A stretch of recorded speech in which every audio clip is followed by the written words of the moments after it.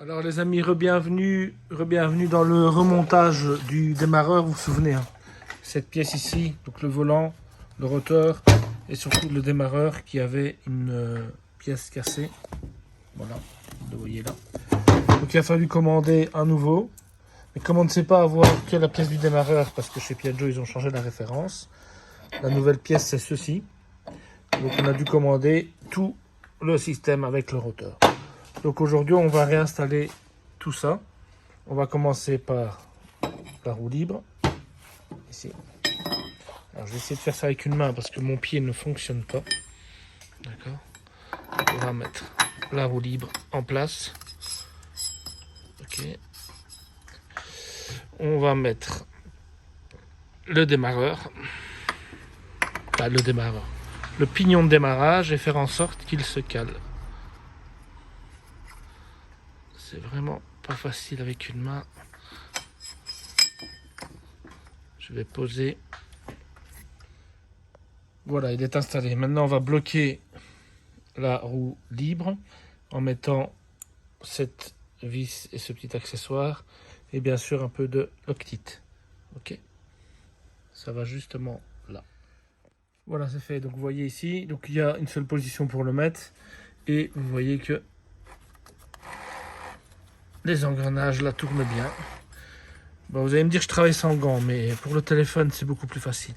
Deuxième étape maintenant, ça va être d'installer ceci sur le rotor, donc avec les vis qui ont été fournies avec et les écrous. Ça se vise de l'intérieur vers l'extérieur. Voilà, donc c'est serré. Bien sûr, il y avait des rondelles, hein, on appelle ça des rondelles Grover ou en italien, pour ceux qui connaissent l'italien, des rondelles de spaccate.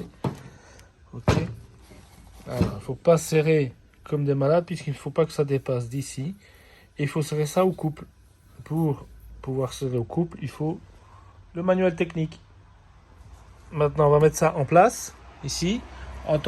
Faisons attention de ne pas perdre ici la clavette. Ok.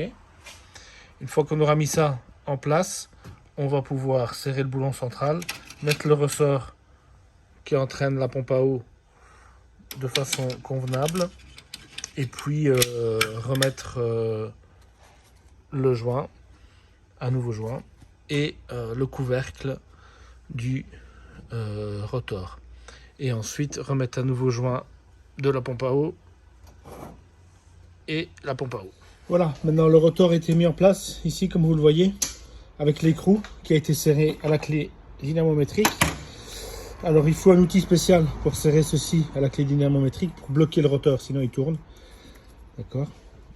Maintenant, ce qu'on va faire, c'est qu'on va positionner le ressort dans la bonne position, mettre le nouveau joint, humidifier et pouvoir refermer le groupe avec le stator. Voilà, maintenant on a refixé le couvercle en faisant attention que la pompe à eau soit bien prise avec le ressort sur le boulon du rotor pour qu'il fasse bien tourner la pompe à eau.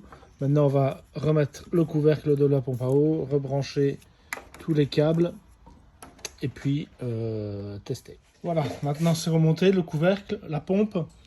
Pas oublier de rajouter de l'eau et purger. Et on va aller brancher tous les câbles, enfin les deux câbles qui ont été enlevés.